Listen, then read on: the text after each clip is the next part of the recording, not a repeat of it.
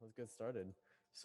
Hi guys. My name is Alessandro Cicolella. Thanks for coming to the second part of this series. Just a little 30 minutes about the introduction to Python, and hopefully a little bit. You guys will learn a little bit about it.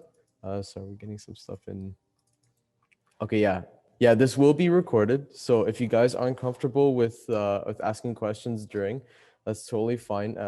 After the 30-minute mark, or until I get to the end of the presentation, we'll be opening up to a group section. So we'll be separating you guys up with tech leads, so you guys could go ahead and ask more in-depth questions and make it a little bit of a smaller setting for you guys. Maybe if you're a little bit more comfortable asking a question, then you could wait till the end, and I'd be happy to go over the entire presentation if I have to. All right, so sort of just reintroducing what Python is in case you weren't in the first one. So Python is really just a great general purpose language for you guys to actually get started with if you haven't been programming before. It's really good for data science. It's good for scripting. It's good for web development. It could do a whole bunch of stuff as long as you're willing to actually go in and get the correct module for it. So today we're actually going to be talking a little bit about some stuff that's a little bit more advanced as to what we were doing last week. But like with last week, it's just to expose you guys. So if you guys don't feel comfortable with the content, or you feel like I'm going a little bit too fast, it's supposed to feel that way if you've never programmed before, because this is sort of just to make you guys see all the puzzle pieces that exist, and then from there, sort of just know, like, okay, like I've seen this before. In the future, you know where to go look. You know more or less the direction you need to go to solve the problem you're trying to do. So today we're going to talk about dictionaries, which is sort of like it's a list-like object, a little bit more advanced than the list we'd covered prior. We're going to be talking about classes and objects, and then we're going to be talking a little bit about the modules. And I also added in a couple extra features of functions. So just to go straight into it, what we're going to be using. If you've never used the Google Colab before, it's very simple to use. It's all your code runs in the cloud. You don't have to install anything onto your computer. You could just go ahead and go to colab.research.google.com. And from there, you could actually start up a new Colab and just start coding straight away into that. Let's see if I could get my Colab open up. Can you guys see my Colab, or do you still see the presentation? We see the collab. Okay, cool. So if you just go to colab.research.google.com, you get taken right away to a little menu that says, hey, do you want to make a new document? You just go to it, you go there, and you could actually start typing some Python code right away here. And it sort of just works. It's really nice for collaborating with other people, or if you have to do some sort of data science presentation or a notebook. This is really good for that, because you could just take the file or share the link, and you don't have to worry about that person running the right version of Python or installing the correct dependencies. All this is sort of templated out for you. So if you're a little bit curious about what this is exactly, if you wanted to run this locally, it would be a Jupyter notebook. Andres, if you could just type that into the chat for people to actually maybe research themselves later, that would be helpful. Okay, so just to go back to the Python itself, you go in here and you could start typing right away. And I just want to go over a little bit about what we talked about last time in respect to lists. So we covered what variables are, and we sort of showed you guys, like, okay, this is how you make a sequence of variables together. You could create a list. So my integer list. You could add all these integers together, and you could go over and you can manipulate these lists in many different ways. But a more advanced version of a list-like object would be a dictionary.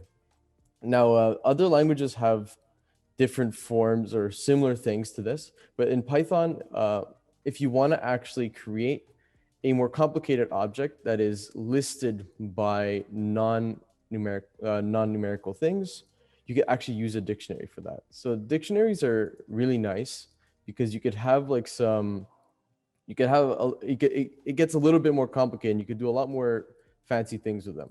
So in this dictionary, I'm sort of just saying, okay, I'm going to make a list where this is the index. Sorry, this is the index, and this is the value that's within this variable right here. So I create a dictionary.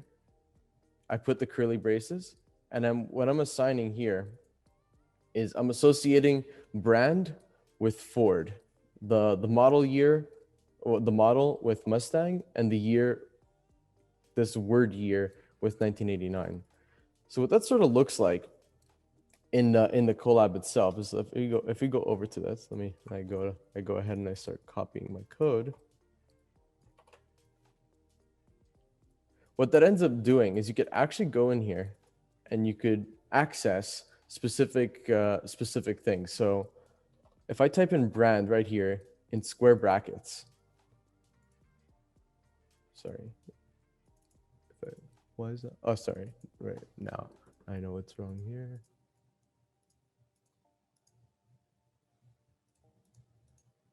Typed wrong.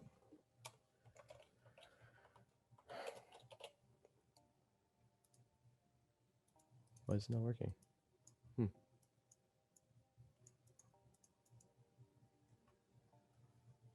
I apologize, guys. It's a little bit embarrassing.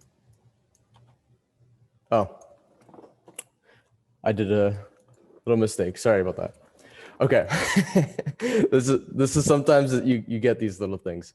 So if I go back to what I did a little mistake. What I tried to do is I tried to get the variable brand out of here. What you have to do is you have to pass it a string, because what's stored inside the dictionary isn't a variable called brand. It's actually the string brand. So when you pass with the curly with the quotation marks in here, I'm actually able to access the word Ford by passing in brand. So this could be useful if you wanted to represent maybe a laundry list of things. So like let's say you have your grocery list. You have to get bananas, 6 of them, apples, 9 of them, and you could do a lot of you could basically represent a lot of different types of data with this sort of structure here. And these lists could actually get embedded. So you could have dictionaries within dictionaries, and so on and so forth. So it could get a little bit complicated. But this is a this is a data type that comes up a lot when you're doing data science, when you're doing web scraping, and just Python in general. You may have to represent your data in more complicated data types like this. So a couple functions of all this is, and the reason why I really wanted to present this data structure to you guys is that different data structures in Python may not just have functions that could act on them, but they may have functions within them already defined within the standard library. So things like copy, clear items, I will sort of walk you guys through it a little bit. But what's really important to take away from here is that a dictionary and a specific data type, if you do the dot operator, there's actually functions within it that exist that will show up in your Google Colab over here. So if we go over to this, and by the way, guys, I will be giving this collab, but like last time, out to everyone, so you guys don't necessarily have to start copying and following along with me. You could just wait for the you could wait for it at the end. So when you actually go in and let's go to this dict here. You type in the dot operator.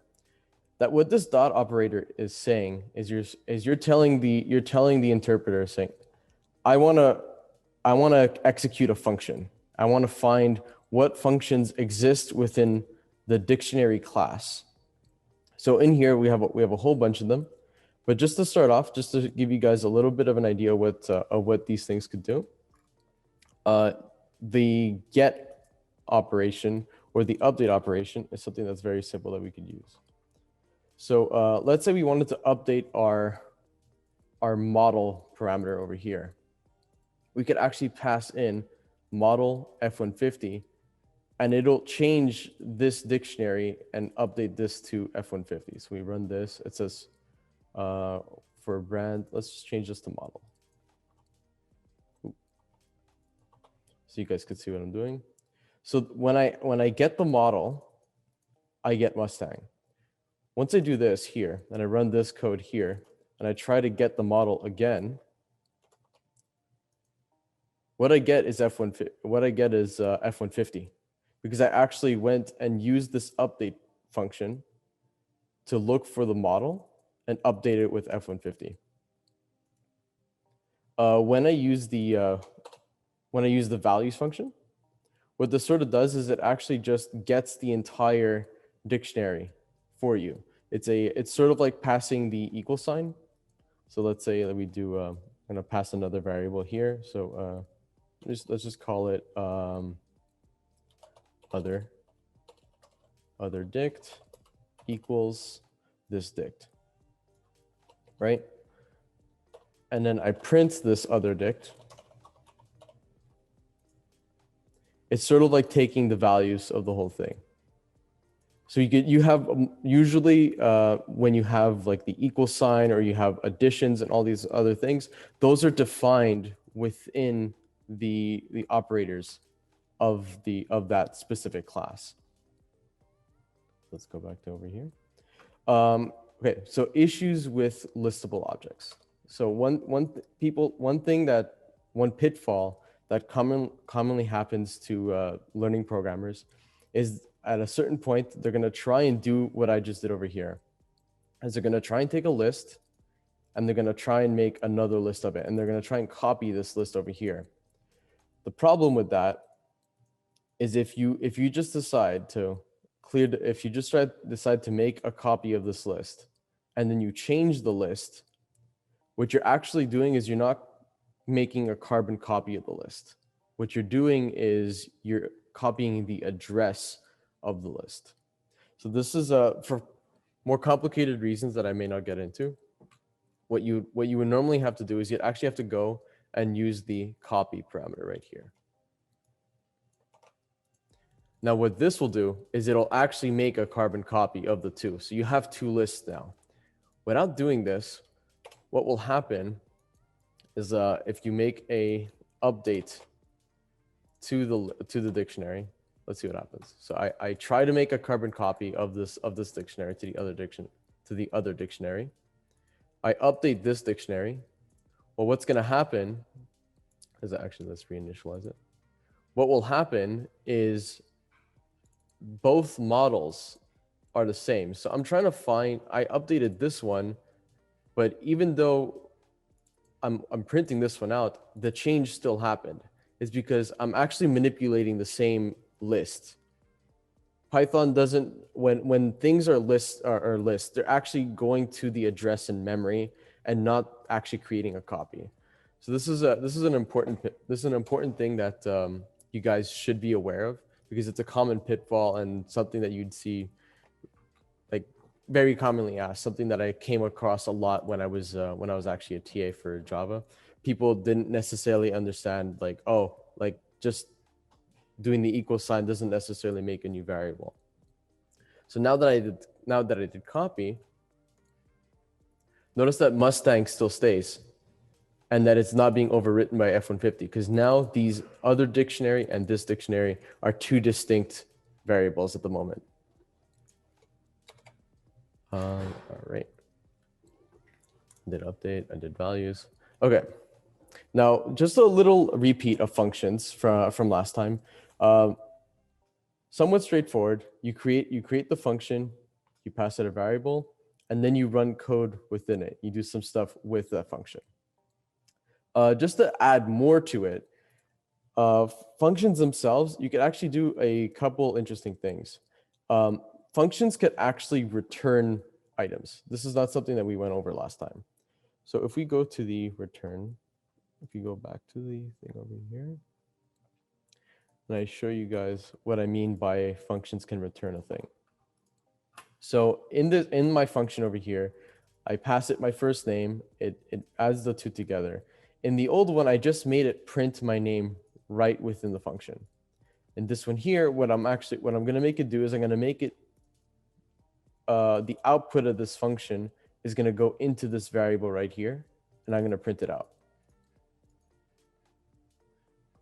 If anyone has any questions, please feel free. You could type it in the chat, or you could open up your microphone and just interject me whenever you have any questions. So from here, what I'm actually doing is you could do some more complicated things when you're returning a variable this way. You don't necessarily, the function doesn't only have a one-way direction into it.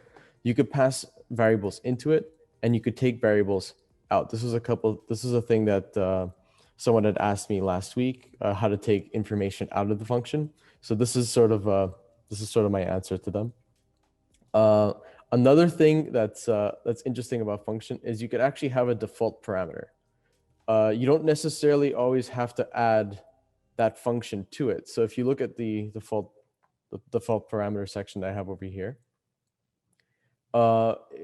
if I could set the default parameter to be Thomas.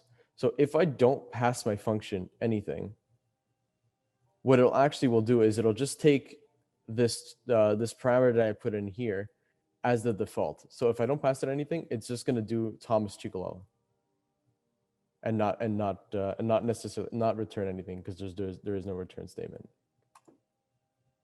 Okay, now just to go another level deeper into something that could be a little bit complex, I want to just discuss really quickly objects. So objects are important because when you start working with other modules and other people's libraries, what you typically get is not necessarily just a list of functions, but you might get some specific, more complicated data type that you could define yourself.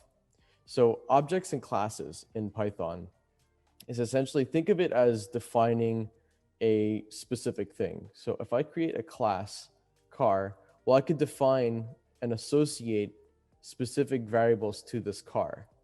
So over here, I'm saying, okay, well, cars have a brand variable, a model variable, and a year variable. I could create that car by just calling it over here with parentheses. And now I have an instance of car in which I could access the variables from.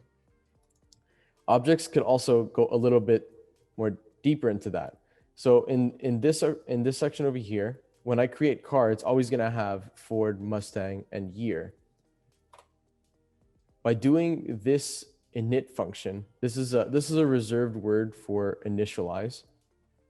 When I create a car object, what car takes is it's going to ask for specific parameters to assign to the variable car, the object car.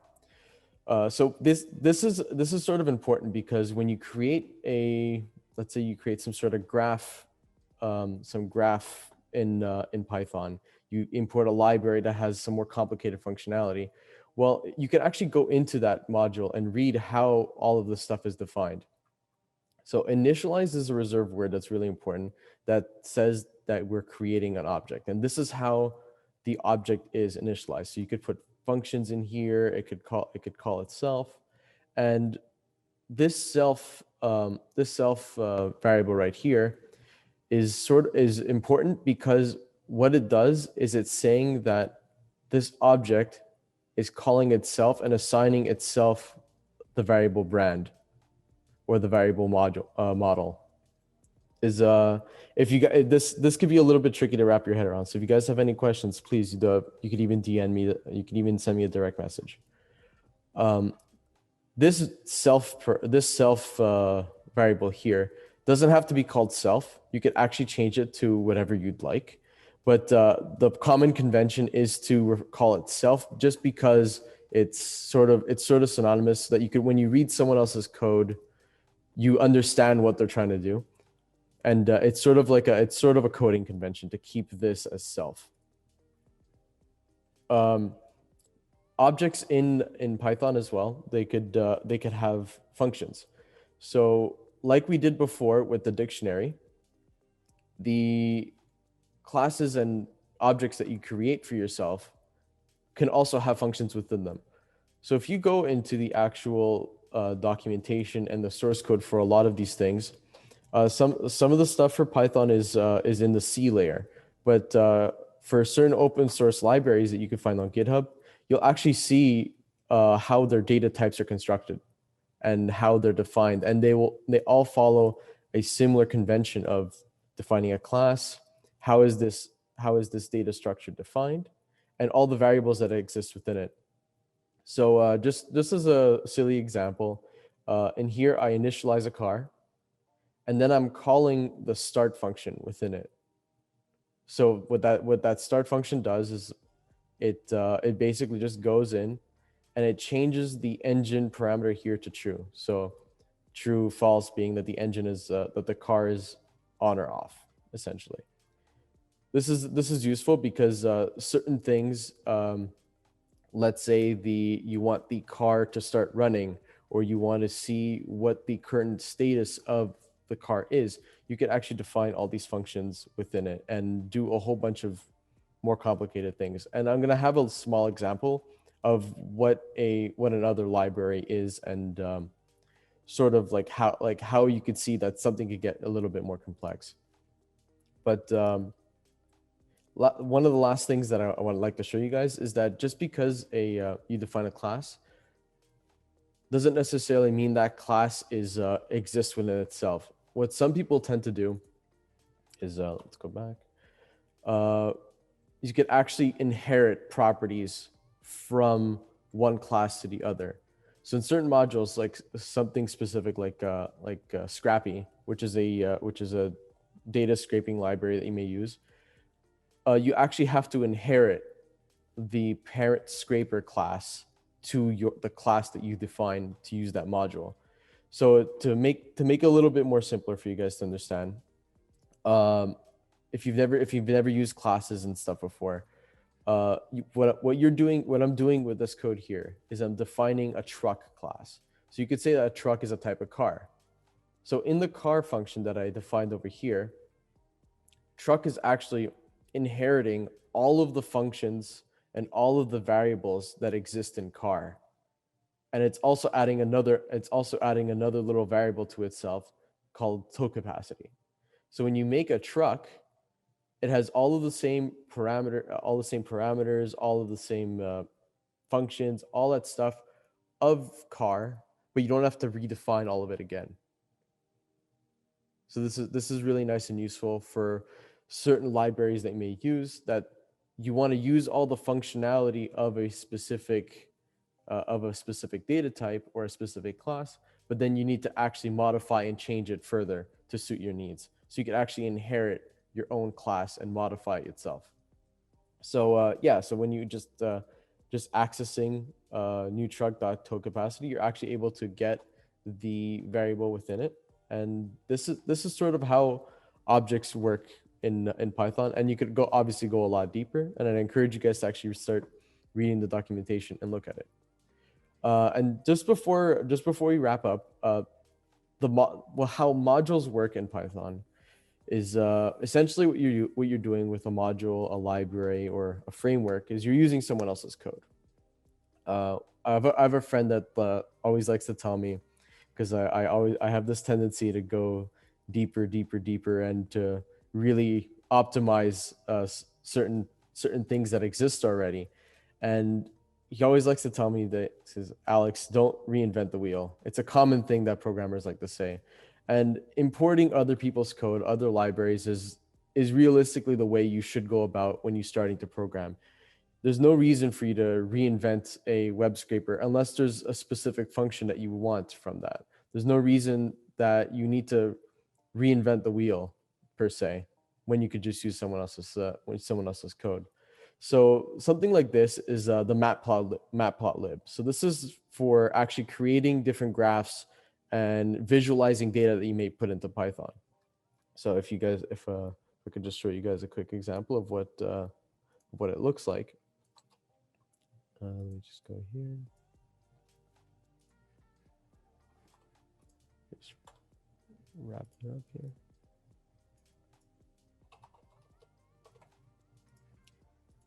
So to use something like matplotlib, what you do is you import the matplotlib library, specifically the plyplot. So this is the library itself. This is a module that, or a class that exists within matplotlib, and what I'm doing is I'm renaming it as PLT. So you could arbitrarily just, this is just for instead of calling it plyplot here, instead of doing plyplot and typing it on here, what you could do is you could actually just decide to rename it this way. And this is nice because you could actually create some really complicated visualizations that you don't have to go ahead and start coding them yourself. And this is just a really quick and dirty example of something that you're running that isn't your code. So there's many other libraries that I would encourage you guys to look at, and that we will be going in a little bit deeper in later weeks. So things to help you with web scraping, things to help you with manipulating Excel, talking to databases. You don't want to re-engineer the engine to talk to a SQL database. You're going to use the one that comes with Python, or a specific one that uses that database that you're familiar with. Okay. Oh, I need to enable polls and settings. Okay. Hey, Andres, do you know how to do that in security? Or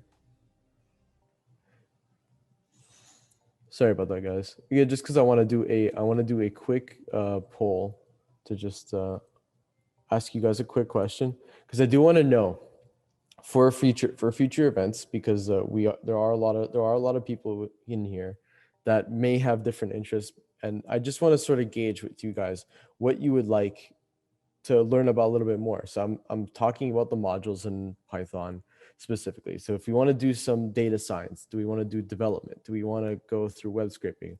We eventually go through it all, but I want to gauge the interest and sort of go with the first one you guys are more interested in working with. So if everyone's saying data science, well, then we'll start right away with pandas and working with manipulating data, ingesting data, and presenting it something like this. If we want to do web development, then we'll go right away into Django and show you guys how to start hosting your own websites.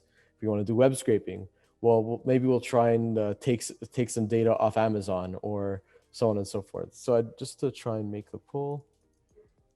So